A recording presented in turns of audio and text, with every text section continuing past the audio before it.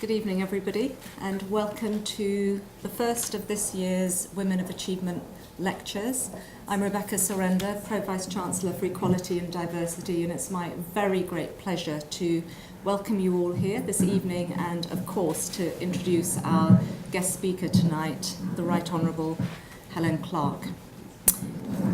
It's really great to see so many people here in what must be probably the busiest night, or certainly week, of the university calendar year.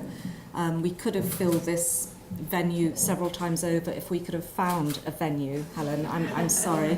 But it's obviously a great testament to the interest in hearing our speaker tonight. This series is dedicated to showcasing and celebrating women's varied and many successes and accomplishments. Not only to celebrate the success, but also to better understand the particular dynamics surrounding women's advancement to leadership positions, and to motivate other women here at Oxford and the wider community. We therefore asked all our speakers to talk about not only their substantive field of work and expertise, but also their experiences and challenges as women in these roles. And this evening we're going to try a slightly different format. We're not going to have a traditional lecture, as you can see, and you're perhaps guessing, but we're going to have a conversation, a structured discussion, a semi-structured interview. I don't quite know how to describe it, in order to explore some of the issues I've just outlined. Our interviewer tonight, and I only imagine she will do her best to straddle something between, what I'm hoping for is something between Kirsty Walk from Newsnight and Kirsty Young from Desert Island Discs, something like that, Moira.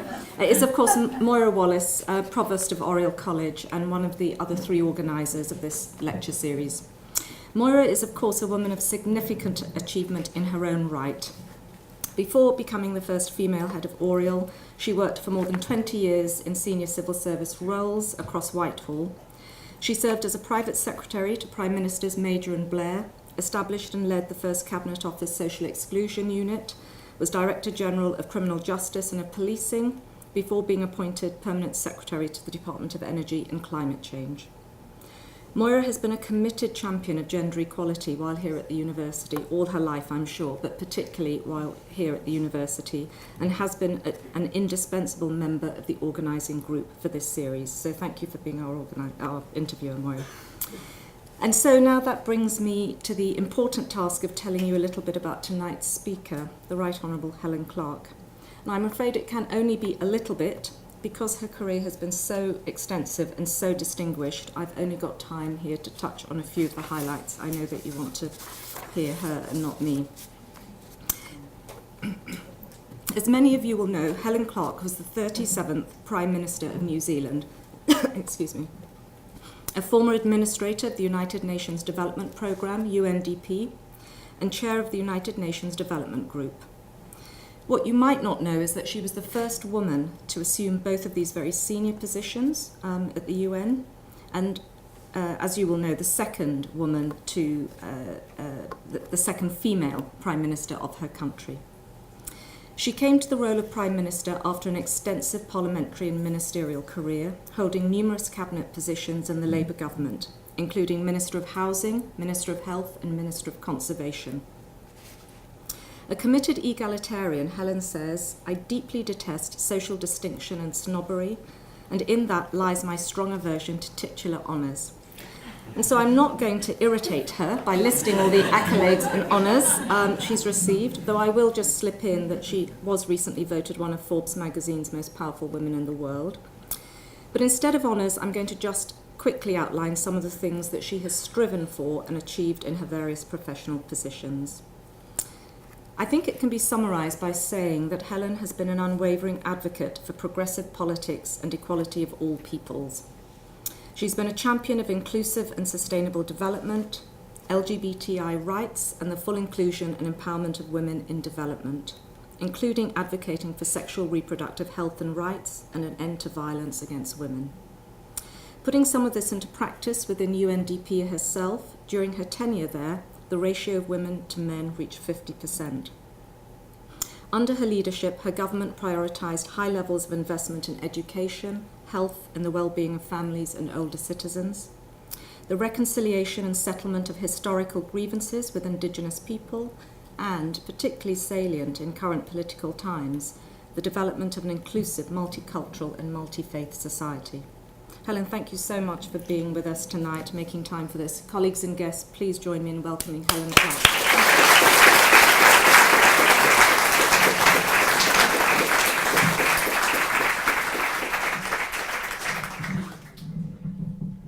Okay, so obviously this moment marks the start of a brilliant interviewing career for me. So what a daunting guest to start with, Helen. It's a great pleasure for me also to start the conversation.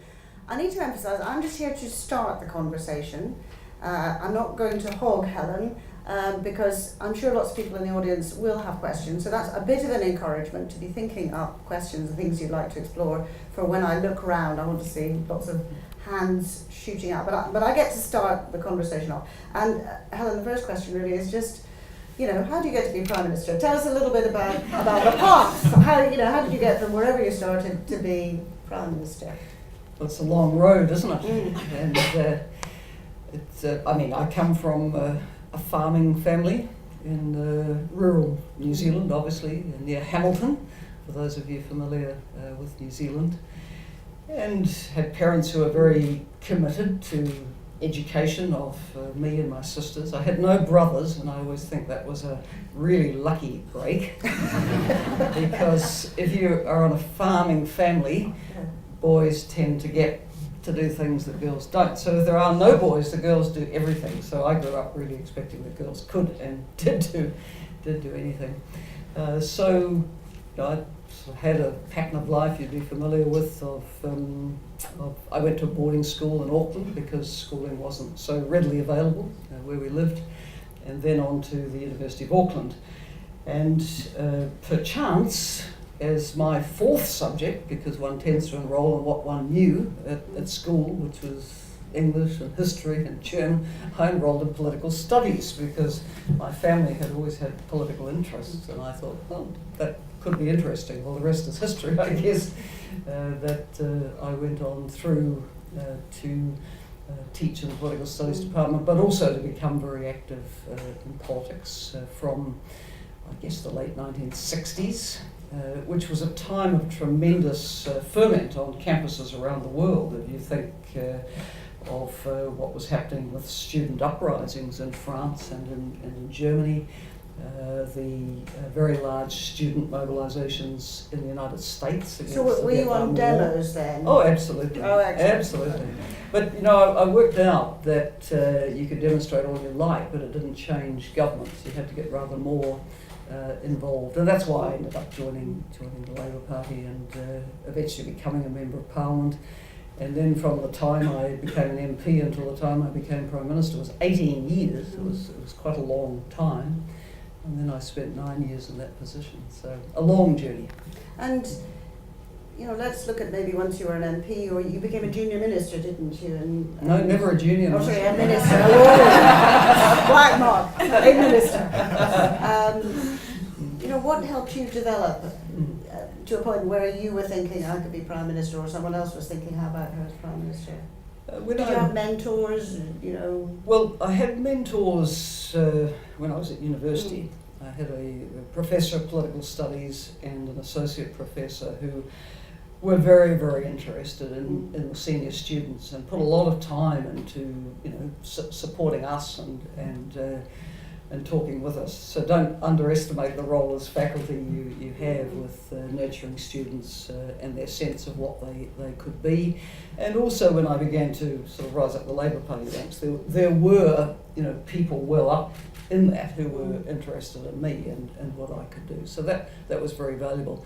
Of course, by the time you get into Parliament, in a sense you're in a very competitive position because everyone goes into Parliament wanting to be a minister. So there's not too much mentoring around there, and you really need your old circles of friends and family keeping the support base warm for you at that point. But I eventually did become a minister. I never dreamed that I would end up as Prime Minister. at any point really until the late 1980s, when the Prime Minister Day resigned, and some people said, "Why don't you run for the job?" And I said, no, I'm not ready. And that was true, I wasn't ready. But I did become Deputy Prime Minister at that point. I probably wasn't ready for that either. But there we are. I mean, 4 years later, I was the leader of the party and the leader of the opposition, and I had then to fight through 2 terms to become Prime Minister. Can I just explore the ready bit, because you know a lot of us read, as women read, that men always think they're ready and women never think they're ready. And what for you defined readiness? When did you feel ready? Well, I think you have to have confidence in yourself when you take these steps up, and I felt that 2 years into being a minister, I wasn't ready to aim for the top job. At that point, I was 39 years old, and I mean, heavens, Mr. Macron has become the president of France at 39, but it wasn't, you know, so common if you're going back to the late 1980s to see people of that age go through the top. So I don't regret any of the years that I spent, if you like, in training, because by the time I got there, I knew exactly what I wanted to do and how I would lead a government. And I got 3 terms, so I can't complain. Yeah. Well, you obviously did it well. So, I mean, as Rebecca read out your achievements, there's an enormous amount to choose from in the next question, but of the things that you've achieved, are there 1 or 2 that you would pick on as having given you the greatest personal satisfaction? I mean, it's really quite hard to pick. But it is hard to pick, and you tend to go more for, you know, substantive things that happened rather than to say, well, the greatest thing that ever happened was I was able to lead 3 governments. But that, of course, gave me the platform to be able to do things with that government and with a parliamentary majority for what we were doing. So I think for me, probably the most significant was to see unemployment fall quite radically. And for a lot of the time I was Prime Minister, you could say unemployment was at what is considered the clearance rate in a Western economy, which is 3.5% to 4%, and that gave a lot of people opportunity. And then the dignity of being able to stand on their own feet and not have to queue for things. So yeah, I regard that as important. okay. So I imagine at various points in this career, you must have experienced sexism. So, you know, any tips on how to deal with it, how to recognise it, how to get over it, ignore it? Well, there's different views on this. I mean, some of you may be familiar with Julia Gillard taking head on Tony Abbott, and she sliced him up and spat him out the other side in a memorable speech in Parliament. But I didn't ever handle things that way, and in all truth, by the time I got to be Prime Minister, we'd sort of got over that stuff. That was dealt with at an earlier stage. As I said, you know, coming from a family where girls did everything, and going to a girls' grammar school, and then, you know, going on to the university where, you know, merit obviously was a consideration. I didn't face too many obstacles until I put my hand up to be a parliamentary candidate for a safe Labour electorate, and then the muttering started that she won't do very well in that seat because it's a working man's seat. Well, most of these working men did have wives, but that presumably wasn't considered terribly important. So anyway, there was that, and I remember, you know, at the time there were 92 members of the New Zealand Parliament, and the numbers in the 1981 election, when I was first elected, doubled from 4 to 8. And people said the women are taking over. if only we had. So I remember getting in a taxi to go into Parliament as a brand new MP, and the taxi driver said to me, "Where are you going?" And I said, "I'm going to Parliament." And he said, "Oh, you're going to go and see all those MPs." It never occurred to him that a young woman would be an MP. So there was all that sort of stuff. And then, you know, if you were, I suppose, a blue stocking coming from a university environment, you weren't considered terribly clubbable. And I often speak about the 3 forms of recreation that were available to New Zealand members of Parliament. One of them exercised this muscle in the bar, another exercised these muscles with the card school, and a third one exercised these muscles with a billiard cue, none of which I had the slightest interest in at all. So you didn't tend to sort of move in those circles. So it was interesting working one's way up in that kind of culture.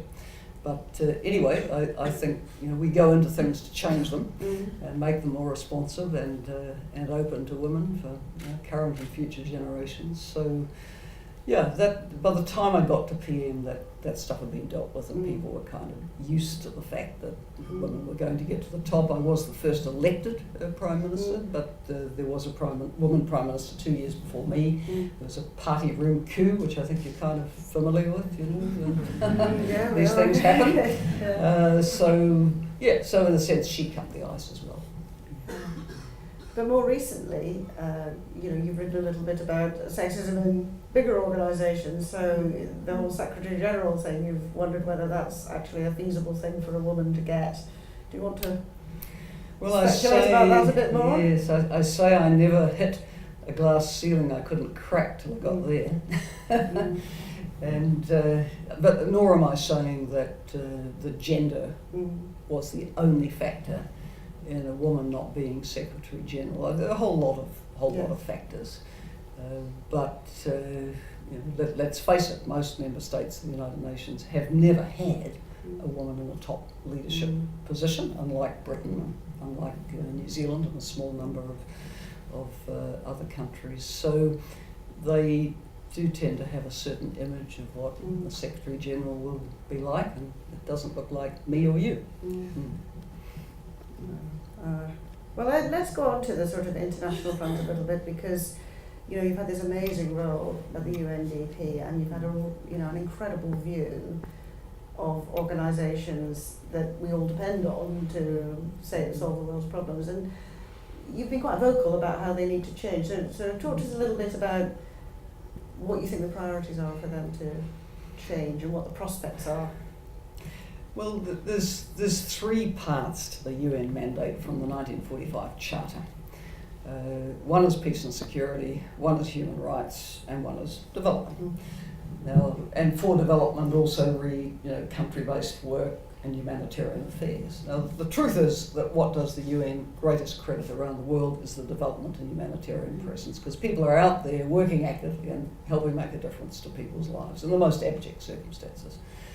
So I don't have criticism there. I mean, we have too many agencies, but that's by the by. Member states are very good at setting things up and not very good at closing them down, so I don't expect that to change a lot, but it was my job to try and get it a bit better coordinated than it was.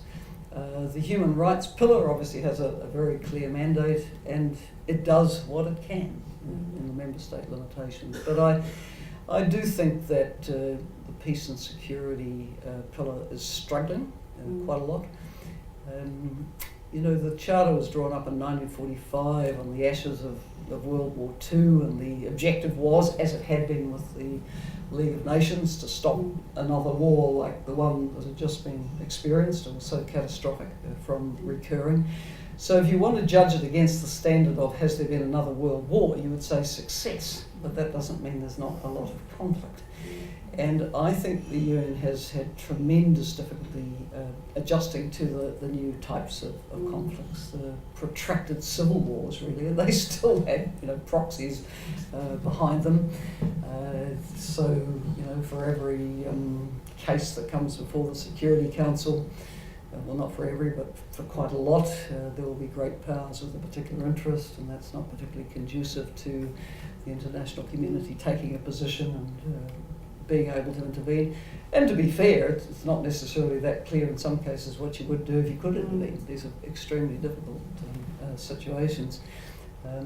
But I think that we need to be much more on the front foot in diffusing tensions. And actually that takes you really back into the support for the humanitarian and development actors who are on the ground, do see things happening, can be helping to try and pave the way for more peaceful and inclusive societies. But money is always short for these things, and never short at the point when there's been a crisis and everything's tipped over, and then you send in a peacekeeping force, which is of course too late anyway. So I think adjusting to the new types of conflicts is rather important. Then you have the long-standing structural issues, which are related to the composition of the Security Council agreed in 1945. And Declaration of Interest, New Zealand from 1945 said the veto was a bad thing, and it is a bad thing. I guess in 1945 those who were trying to put some limits around the Security Council's ability to make decisions weren't familiar with the kind of qualified voting systems that you can have in organisations now, like the European Union. So it was just a blanket veto power to 5 countries. 5 countries who in effect were on the right side of the ledger at the end of World War II. But the world doesn't look like that anymore. And you have clearly major geopolitical forces not represented among the permanent membership. And the debate goes round in circles as to what to do about that. Can you expand the council? If so, who? Some of the obvious candidates for the expansion have matching countries who are very opposed to them ever getting that. Then there's the issue of, well, would the veto go to the new permanent members? Well, that would be a very bad idea, but then the ones who think they should be the new permanent members, so they shouldn't be second-class citizens. So round we go in circles, and it is very difficult to resolve any of this. But the problem is that if the UN is not seen to be relevant in this vital sphere of peace and security, then what happens? And you don't want to break down where people start taking the law into their own hands. And do you think it's possible to imagine a political process that would lead to some of those changes? Well, what might cause that to happen? Well, I think there's going to have to be an expansion. I personally think it will have to be an expansion without the veto power going to the new permanent members. I think it would need to be based on a regular review of the permanent membership, because otherwise you run the risk in 30, 40, 50 years' time of the decisions of today looking as silly as the composition of 1945 looks now. But that's the territory in which the discussion needs to happen. We could have promotions and relegations like in football. And no one likes relegation. No, yes, fascinating. Well, still on the international front, migration, it's a related issue really. We're seeing enormous political upsets in Europe and the rest of the world as the world faces such enormous migration, refugee crises.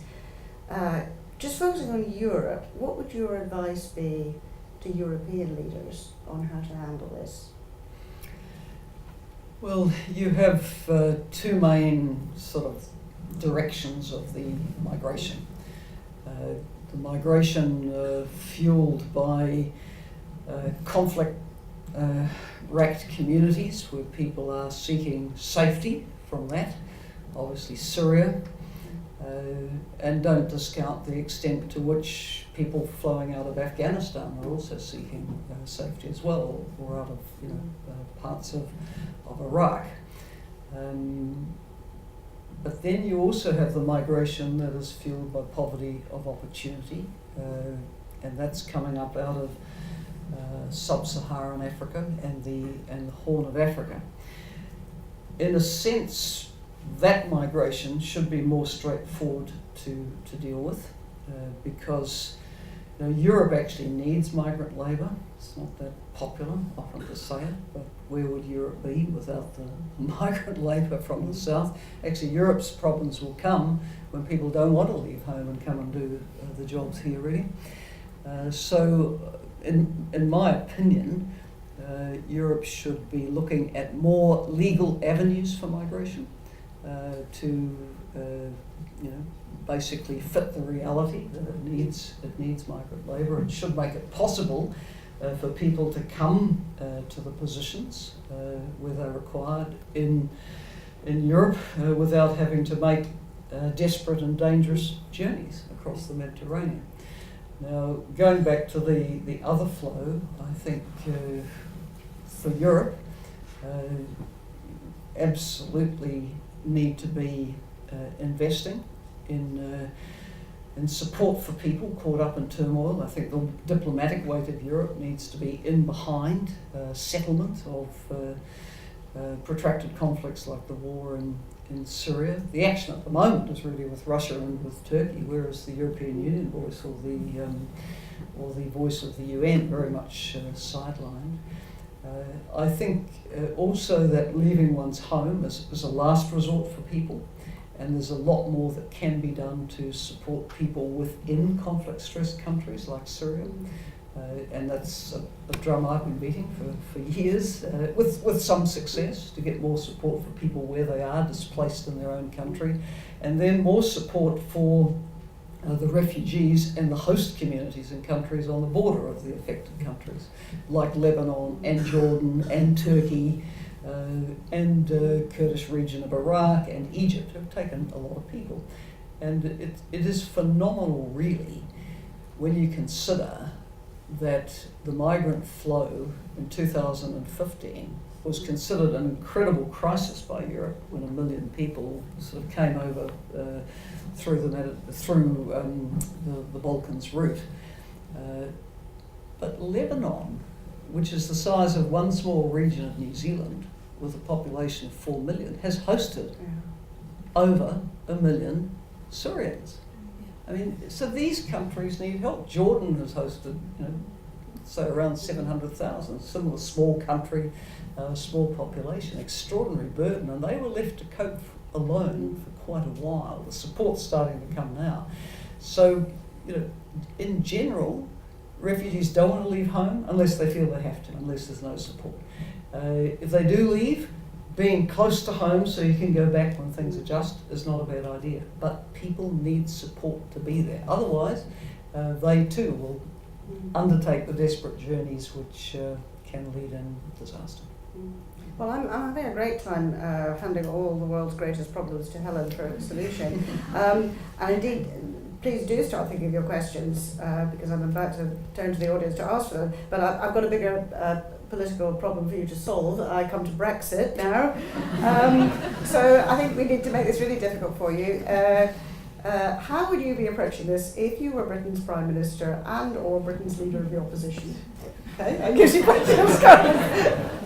I think I'd be asking the British people whether they really want it. Well, you might say you wouldn't start from here. No.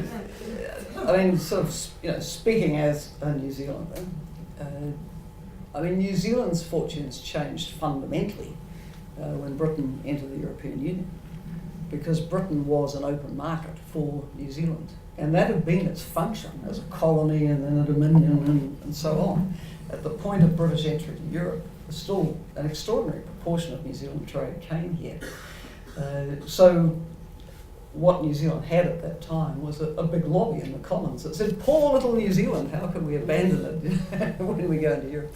And so the result of that was that Britain was a very, very good friend to New Zealand from the position of European Union membership. So of course from a national interest point of view, it's a loss for New Zealand not to have that exceptionally close friend by history, culture and the rest of it in Europe. But I often find with questions like this, we all hear so much about British politics and issues, and it's always a danger to comment on them as though it's your own country, because really I have no say over it. But I think for something as fundamental as this question, a one-stage referendum was not a good idea. Now that's the way it was set up, and whether that's ever reversible, I don't know. But I would have thought it's very much in Britain's interest to keep access to the single market, whether it's inside the union or outside. And it's going, if it wants to keep access to that market, if it wants to preserve the status of the city, and I think that's highly problematic now, it's going to need to swallow a number of dead rats, which it might not like swallowing. So I was trying to contact Helen, and I felt I was always one continent behind her. She was in the US, she was in Germany, she seemed to stop over in Saudi Arabia on the way. And you're everywhere, you've done these amazingly fast-paced jobs. What's your personal secret? Where do you get the resilience and the energy that keeps you going and juggling all this stuff? Because the people here are going to aspire to careers like that, so, share your secret. Well, I think if you really like what you're doing, you will, make superhuman efforts, but you shouldn't kill yourself in the process. So, it is important to keep fit. See, always have the fit bit on. 10,000 steps around Oxford. You have to eat properly, you have to get enough sleep, and not every night you do get enough sleep, but over a period of time you need to catch up with sleep. So it's really just always keeping that perspective that we're not machines. We do need fuel. We do need rest. We do need balance. We do need to make time for our families and our friends. You just can't be work 24/7. Most people, later in life when they're asked, did I work too much? They'll probably say yes. But and you do have to put the effort in, but don't sacrifice your health and your family for it. Well, Helen, I just want to thank you for this conversation. I want to thank the audience for a wonderful, wonderful set of questions. The conversation is not over, because it's now, despite what you just said about eating healthily, there's probably a huge amount of alcohol out there. So you are invited, everyone's invited to come and have a drink. And Helen, you've been amazingly generous with your time, and so many interesting, thought-provoking things, so much wisdom. I've been taking notes. I bet other people have. So thank you so much for coming. You've been an absolutely fantastic speaker at our occasion. So thank you very much.